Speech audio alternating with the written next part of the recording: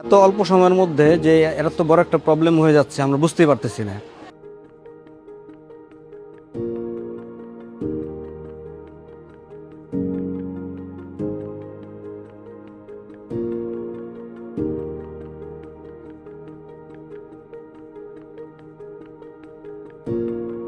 এই আমার বাবুটা 5-6 দিন আগে খুব সুস্থ ছিল, মানে নর্মালি বাচ্চাদের মতো খেলাধুলা করতো।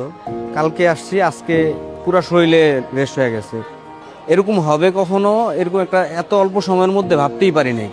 নিজের গাফলতি একটা, যে আমি টিকাটা দিতে পারি নাই সময় মতো। দেখা গেছে ঠান্ডা হয়েছে, আমার উচিত ছিল পরবর্তীতে আবার বারবার ট্রাই করা, যে ঠান্ডাটা সারলেই ওরে কীভাবে টিকা দ্রুত দেওয়া যায়।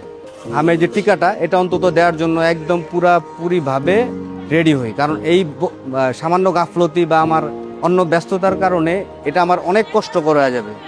আমার যে দায়িত্ব, আমরা আমাদের দায়িত্ব অন্তত পালন করি।